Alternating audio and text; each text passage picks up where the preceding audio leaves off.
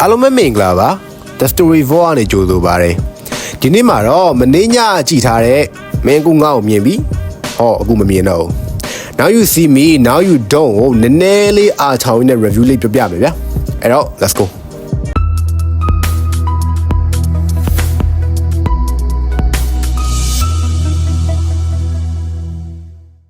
အဲ့တော့ဇလန်းကိုအချင်းချုပ်ပြပြမယ်ဆိုရင် Horseman တွေပျောက်နေတာအလုတ်အတူတွဲမလုပ်တော့တာ10နှစ်လောက်ရှိပြီသူတို့နာမည်ကိုသုံးချပြီးတော့လူငယ်3ယောက်ကလိန်စားတယ်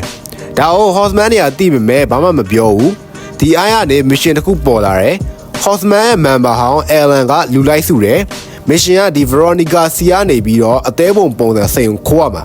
ရသွားပေမဲ့သူတို့တွေကတယောက်ကိုရဲတွေပါညာမိသွားလို့ဆက်မလုပ်တော့ဘူးပါညာပြောတယ်အဲ့ဒါကိုလူငယ်3ယောက်ထဲကတယောက်ကနေပြီးတော့ motivation ပါညာထပေးလိုက်လို့ဆရာပြန်တက်ပြီးတော့ဒီအောင်ပြန်စလုပ်တယ်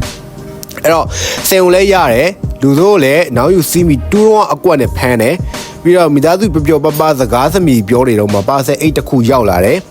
ခေါင်းဆောင်ကနေပြီးတော့အခုမှအစပဲဖြစ်ကြောင်းဒီအိုင်ကကြိုးဆိုကြောင်းနောက်ထပ် mission တွေဆက်လုပ်ရအောင်မှဖြစ်ကြောင်းပြောရင်းနဲ့ပဲဒါကဆုံးသက်သွားတယ် okay ဒီကားကိုကြိုက်လားမင်းရင်တော့မစိုးပါဘူး fan တော့ဖြစ်တယ်ဒါပေမဲ့တစ်ချိန်တည်းမှာပဲအရှိနှစ်ကားတော့ကောင်းမနေဘူးဆိုတော့ဘာလဲဆိုတော့ကျွန်တော်ပြပြမယ်ဇလန်ရဲ့ဆဆချင်းမှာ Horseman တွေမဟုတ်တဲ့ဒီလူငယ်3ယောက်ပေါ့နော် Bosco Charlie John တို့3ယောက်ကဒီ Horseman တွေနာမည်ကိုသုံးပြီးတော့လိန်စားနေအောင်ပေါ့နော်ဒါကို Horseman တွေကလည်းတီးရတာနဲ့ဘာမှမလုပ်ဘူးပြောရင်ဒါဇလန်ရဲ့ပထမဆုံး plot အမှားလို့တော့ပြောလို့ရတယ်ဘာလို့လဲဆိုရင် Horseman ဆိုတဲ့ reputation ကအဲ့လောက်ထိစုပ်ပြတ်တတ်နေရမှာမဟုတ်တာ but anyway ဒိုင်လန်ထောင်ထဲရောက်သွားလို့ဆိုတဲ့အကြောင်းပြချက်နဲ့စိတ်မညီညွတ်ကြတော့တာအမှားတွေကြောင့်အဆင်မပြေကြတော့တာโอเคဒါကိုလက်ခံတယ်ဒါပေမဲ့ကောက်ကငင်ကကြီးပါပြီးသားလူတွေကိုဟိုတစားဒီတစားဆွဲထဲတာရောက်နေစားတယ်ဒါပေမဲ့ထားပါဒါလည်းဖြစ်တွေးပေးလို့ရပါသေးတယ်ဖြစ်တွေးပေးလို့မရတခုပဲရှိတယ်ဒီကတအားကြီး rush ဖြစ်လွန်ကြီးတာပဲဆိုတော့ပြောနေတာဗျာကျွန်တော်တို့ now you see me 1 နဲ့2ကိုပြန်သွားကြည့်လိုက်ကျွန်တော်တို့ audience တွေအကြိုက်ဆုံးအခန်းဆိုတာရှိရဗျာသိလားဥပမာဆိုရင် now you see me 1တော့ဆိုရင်တရားပေါ်လိုက်တဲ့အခန်းတို့ now you see me 2မှာဆိုရင် chief ပြားကိုဖဲကျန်းနဲ့ခိုးတဲ့အခန်းတို့ဒါမျိုးကြီးဆိုကြည့်ရတအားအရသာရှိတာဒါပေမဲ့အခု now you see me 3ပေါ့နော်3လို့ပဲသုံးလိုက်တော့မယ်အခု now you see me 3မှာကြတော့ तू ကဗမာလဲအဲ့လိုမျိုး main sense ပေါ့နော်လုံးဝ audience တွေဟာကနေဟိကနေဖြစ်သွားမယ်အခန်းပေါ့နော်တခုမှမပါဘူးဗျာစိန်ခိုးတဲ့အခန်းမှာဆိုရင်လည်းအဲ့ခိုးတဲ့နေရာကိုပြန်ရှင်းပြတာကြီးကတအားရုပ်ပေါက်လုံးအောင်ကြီးတယ်ဘာလို့လဲဆိုရင်ဒီမှာကြည့်လိုက်ဒီ box ထဲကနေပြီးတော့စိန်က back နဲ့ဆိုပြီးထွက်လာတယ်အဲ့ဒါကိုတကယ်ဘယ်သူမှမမြင်ကြဘူးလားဘေးနားမှာ security တွေပါရှိနေရလေ okay မမြင်ဘူးမထားပါတော့ bro လူတွေအရှိကြီးမှာပေါ်တင်စိန်ကိုဒီကြမ်းရင်ဘဝကနေပြစ်လိုက်တာကိုတကယ်မမြင်ကြရလားဒါမှမဟုတ်အဲ့ကြည့်နေတဲ့သူတွေရောသူတို့လူတွေပဲလားအဲ့နာရောက်နည်းနည်းမဟုတ်တော်တော်စားရတယ်ပြီးတော့1နဲ့2မှာလည်းဒီလိုမျိုးအမှားတွေမရှိဘူးလို့တော့မပြောဘူးရှိရဗျာဥပမာဆိုရင် now you see me 2မှာဆိုရင်လူလာဒီဖဲချက်ကိုသူ့ဖက်နှက်အောက်ကလှမ်းယူဖို့ဒီ security ကိုဖတ်လိုက်တယ်ပေါ့နော်တကယ်ပြောရမယ်ဆိုရင်အဲ့တော့ security ကဒီလူလာကတ်ကိုလှမ်းယူလိုက်တာမြင်ရတယ်ဗျာကျင်းဒီပုံမြင်ရတယ်ဒါပေမဲ့အဲ့အခါတခြားအခန်းတွေနဲ့ပြန်ဖုံးလိုက်တယ်လို့မျိုးပဲဗျာသိလားပြောရမယ်ဆိုရင်ဟာကွက်တော့ရှိရယ်ဒါပေမဲ့အဲ့ဟာကွက်ကိုတခြားကောင်းတဲ့အခန်းတွေနဲ့ပြန်ဖုံးလိုက်တော့ okay ရတယ်လက်ခံလို့ရတယ်ဆိုတော့အနေထားတော့ဖြစ်သွားတာဒါပေမဲ့ဒီမှာကျတော့ဘာလို့တော့မသိဘူးကျွန်တော်တက်ကတော့ဒါကြီးကလုံးဝအဆင်မပြေဘူးဗျာတဲ့လုံးဝ realistic ဆန်တာမဆန်တာထက်ဖြစ်တယ်လို့လွတ်လိုက်တယ်လို့ပုံစံကြီးဖြစ်နေတယ် okay ဒါကတစ်ခုပေါ့ပြီးရင် original member တွေကို role နှိမ်ထားပြီးတော့အသစ်3ယောက်ပုံတအား focus ထားတာပြောရရင်ဗျာသူတို့က Horseman မလုပ်တော့တာ10နှစ်လောက်တော့ရှိပြီ okay နားလေဒါပေမဲ့ Jaguar လို့ဘလို့ lock မျိုးမဆိုဖြီလာတဲ့ကောင်မျိုးနှိမ်ပြီးတော့ဒီတကားကိုဒီကောင်မလေးကတစ်ချက်တည်းဖွင့်ပြလိုက်တာကြီးအောင်နည်းနည်းစားရတယ်ပေါ့နော်ပြီးတော့တုံးထားတဲ့အကွက်တွေကလည်း now you see me 2ကိုတော်တော်လေး base ယူထားတယ်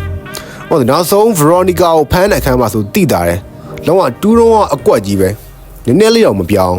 အဲ့တော့မကောင်းတာကြီးပဲပြောနေတော့လုံးဝကြီးမကောင်းတာတော့လည်းမဟုတ်ဘူးဥပမာဆိုရင်စောစောကကျွန်တော်ပြောတဲ့ဒီအသစ်3ယောက်ကို focus ထားတာတခုတော့ကောင်းတယ်။အဲဒါဆိုရင်နောက်ကားတွေမှာသူတို့နဲ့ဆက်သွားလို့တော့ရတာပေါ့နော်။ဆိုတော့ character အသစ်တွေထဲမှာဆိုရင်တော့ကျွန်တော်ကတော့ Bosco ကိုကြိုက်တယ်။ဟုတ်ဆို Bosco ကခေါင်းမာပြီးတော့အထာကြတယ်။လုံရဲကန်ရဲလို့ပြောလို့ရတယ်။ ချာလီဆိုရင်လည်းလုံးဝဒီကားမှာပဲဒီကောင်ဘလိုလူလဲဘလိုမျိုး master mind လဲဆိုတော့ပြသွားတာကွာဆိုတော့အဲ့တစ်ချက်ကြီးရလဲတော်တော်လေးကိုမိုက်တယ်ဗောနော်တော်တော်ကျွတ်စင်ဒါပေမဲ့ဂျွန်ကတော့ပြောရမယ်ဆိုရင်အဲ့ကောင်မလေးကဒီကားမှာသူ့ရဲ့လောက်ကွက်ကတိတ်မမြင်ရဘူးဗောနော် supportive character လိုမျိုးဖြစ်နေတယ်သူကဆိုတော့နောက်ကားတွေမှာဘလို့လာမလဲဆိုတာချက်ဆောင်ကြည့်ရမှာပဲအကယ်ရှိခဲ့ဦးမယ်ဆိုရင်ဗောနော်နောက်ဆုံးတစ်ခုကဗျာနောက်ဆုံးရုပ်ပေါက်ချက်ကဘာလဲဆိုရင်ဒီ diamond ကြီးပေါ်လာတာပေါ့နော်ဆိုတော့ရုပ်ကြီးကိုလည်းကြည့်အောင် make it ကြီးကိုဘနဲ့ကောက်လိမ့်ပြီးထွက်လာတယ်လို့ပဲဆိုတော့ဖြူဖွေးဆုံးနေရမယ်တခါတည်းဟုတ်အဲ့ဒါကြီးကလည်းတကယ်ငစားအဲ့တော့အများကြီးတော့ရှောက်အားချောင်မနေတော့ဘူးဒီလောက်ထိပြောနေရင်ဒီရုပ်ရှင်ကဘယ်လိုမျိုးအခြေအနေလဲဆိုတာ brother လို့သိလောက်မယ်လို့တော့ထင်တယ်ပြောရရင်ဗျာစိုးဝါလုံးနေလို့လည်းမဟုတ်ဘူးဒါပေမဲ့1နဲ့2လောက်ပလောက်အောင်ခိုင်မရှိမနေဘူးပြီးတော့ character တွေကိုတေချာမကင်တွေ့ထားဘူးအဓိကဒါဝအားမရတာဥပမာဆိုရင်ဗျာ30ရက်ဆိုရင်ကြီးစံတစ်ချက်ထိရချက်ချင်းတန်းလျှော့သွားတယ် what the heck တင်မလားအသက်ကြီးလို့တော့ဖြစ်တွေးပြီးလို့ရပါမယ်ပြောတော့ maybe အဲ့လို audience ကတက်ကြီးမျက်ရည်ချူတယ်လို့ပဲအဲ့ဒီကိစ္စကြီးကအဲ့အခန်းကြီးကတော်တော်လေးကိုလုံးဝဘူးရှစ်ကြီးကွာဒါကကျွန်တော်အမြင်ပေါ့နော်ဆိုတော့ rating ပေးရမယ်ဆိုရင်ဒီကားကို5 out of 10ပဲပေးပါတယ်ပေါ့